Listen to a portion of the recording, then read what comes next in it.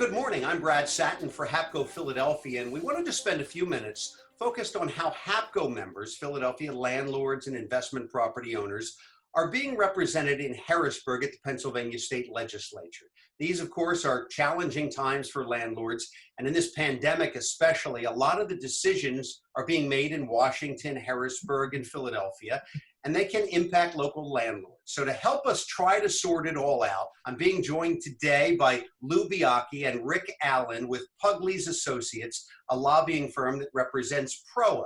Now, PROA is the Pennsylvania Residential Owners Association, which basically in turn represents Hapco members. You got all of that? Well, let's get started. We're being joined by Lou and Rick. Guys, thanks so much for being with us. Morning.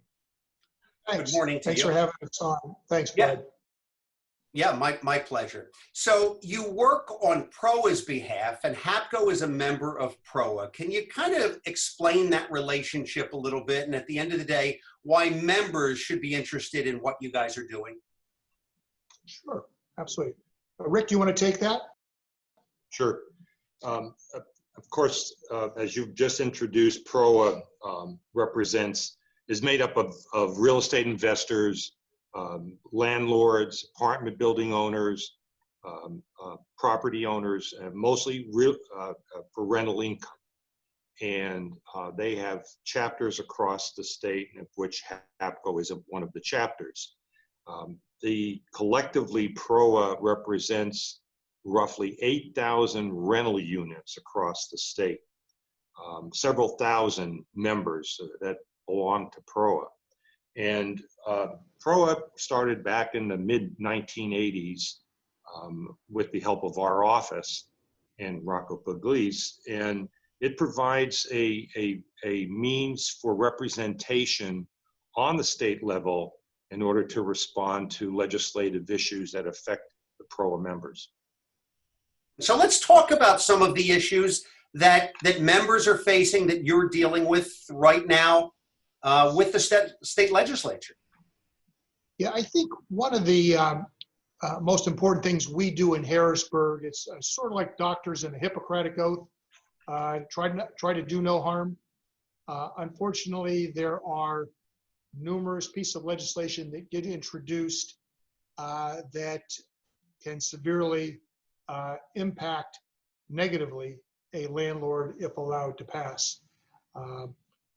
There's been bills that we are currently blocking that would prevent a landlord from looking into the background, the criminal background of their potential tenants, those who are applying. And the potential liabilities of a landlord are immense in that regard. So another thing that we're working to prevent is an issue having to do with expungement of eviction records, so that a landlord couldn't know that prospective tenants have been previously evicted. We also work on a number of offensive issues. One of the things we're trying to do has to do with a landlord regaining their apartment. We're trying to accelerate the timetable for a landlord to regain possession from a tenant who simply has refused to pay any more rent and has also refused to leave.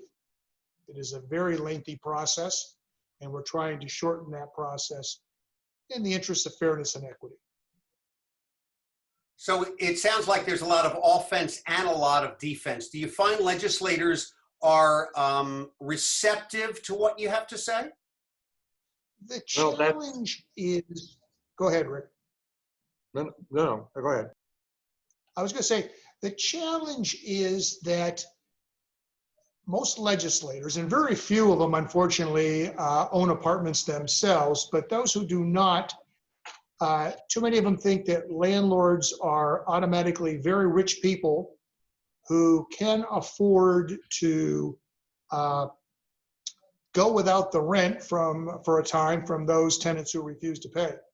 I like to use this analogy, Brad, and that is, if an individual walks into a store, sees a suit on a rack that they like, but can't afford to pay it, and they walk out with it, they're going to get arrested. Or if they go to a restaurant and they have a very nice meal and they decide they don't want to pay for it, they're going to get arrested. But there seems to be a different thought pattern for those individuals who rent a unit from an apartment owner and then decide they're not going to pay. In our minds, it's all the same. Yeah, and one of the issues related to that we're working on is to get accelerated possession passed, where the process of filing for eviction would run in tandem with the tenant's ability to file with the magistrate to remain in the apartment. Now, this is after somebody who has not paid for quite a while, or possibly has done major damage. And right now, you have to wait at least 10 days, 10 to 12 days after the process goes through for the tenant's ability to appeal the eviction. What we're saying is that the landlord's willing to incur the cost of all the filings and his process costs to run in tandem with that filing of objection by appeal by the tenant, so that at the end of the 10, 12 days, there's a decision one way or the other, instead of 30 to 40 days, which sometimes it drags out to. So you could be at least average of 2 months without rent before this is resolved. Instead, now we want to cut that down so the landlord's not out several months of rent. How is the pandemic playing into all of this right now? Tenants can come off as sympathetic. They need a place to live. These are tough times. Has that influenced what you do? I think that's been another challenge. And again, the governor and his administration put a moratorium on evictions.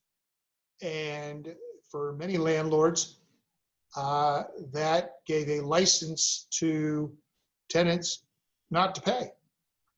And that has been very problematic for a number of landlords. I have to say, from what we hear, the vast majority of tenants have been paying their rent on time, but there are those who take advantage of a situation. And so the pandemic particularly has been difficult for landlords across the state. Yeah, the edict that the governor and the attorney general put out was extended to mid-July in regards to evictions, even mortgage foreclosures. But, you know, our landlords, and we haven't heard that they're having major issues because they're working with their tenants. The landlords understand, although they're out a certain amount of income, everybody has bills to pay.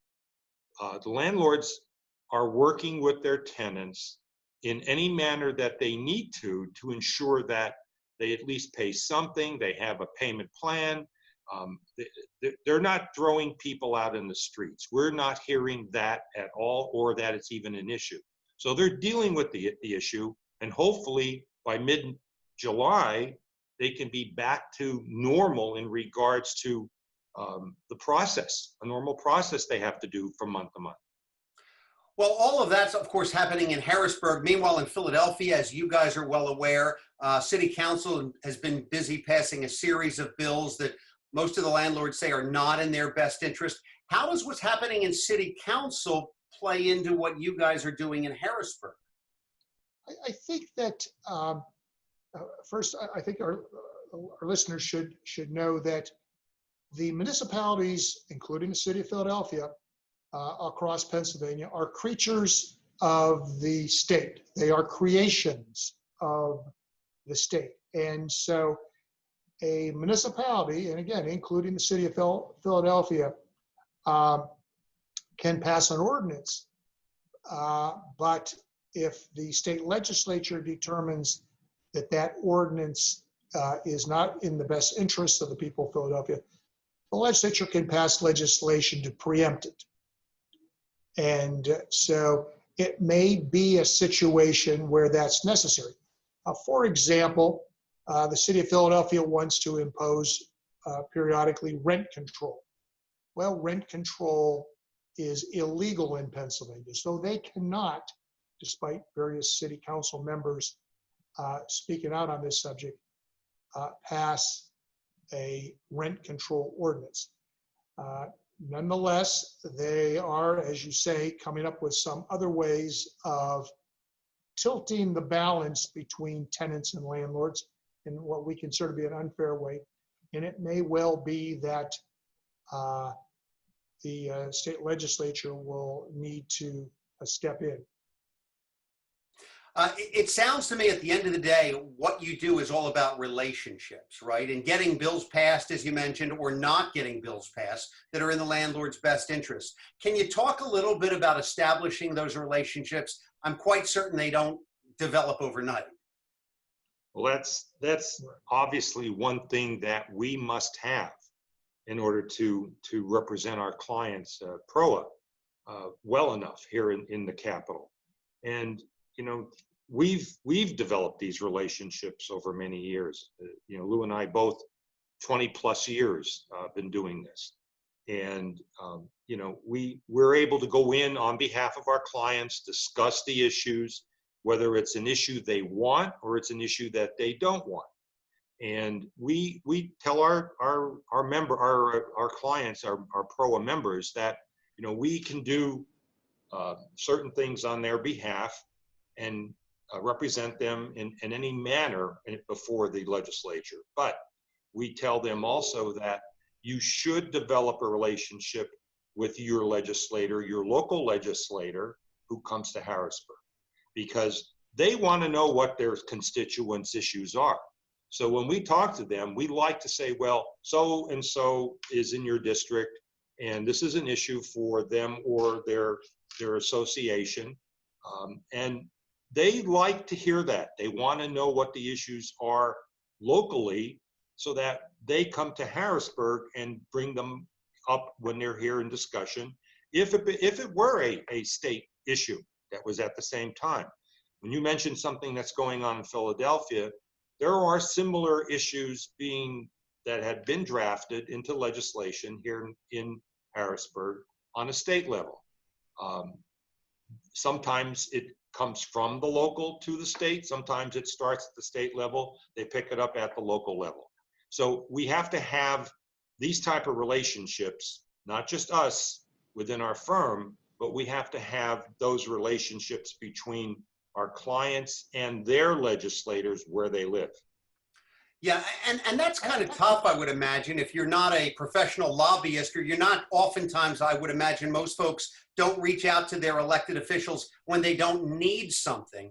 So any advice on how to start that relationship? Do you write an email? Do you write a letter? Do you reach out again to you guys? How do you get that going when that's obviously not your full-time job, but when you need something done, you need something done fairly quickly?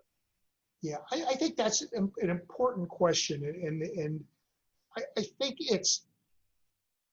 most people like to do things for people they like. And it's important to understand that if you only call up a legislator when there's a crisis, they're going to say, who is this guy calling me? Who is this woman calling me? I think, and while we realize every landlord is extremely busy, we think it's important that they prioritize just a little bit of time, maybe put it in their tickler. Once a year, they pick up the phone and call their legislator and just schedule a meeting. At first, an introductory meeting if you don't know the individual. A lot of people say, well, I know my legislator. I like to respond by saying, but does your legislator know you? That's the key thing. And most people would respond, well, I'm not sure he does know me. Well, then take the time, because legislators want to get to know their constituents. They don't live in some ivory tower. They're not on some pedestal. They're just folks like us. And since their number one job is to get reelected, and they know that their constituents are those who get them reelected, they will sit down and take the time. If you schedule a call or or schedule a meeting to talk generally about your business, the problems that you have day to day, the challenges, and if you continue to stay in touch with them, when there is a crisis, they will be more receptive. And I think this goes, Brad, not just at the state level with state legislators, but I would encourage Hapco members to really get to know the city council folks. And I understand that what's going on right now with what's being proposed, but I gotta believe that in many cases, these city council folks who are promoting these issues really don't know the challenges of what it takes to be an apartment owner. Well, guys, I think that's great advice. Rick and Lou with Pugliese Associates, thanks so much for being with us. And for Hapco members watching, we hope that it helps you kind of understand that your best interests are being represented. Guys, thanks and have a great day. Thank you. You too. Thank you, Brad. And for, again, members watching, have a great day.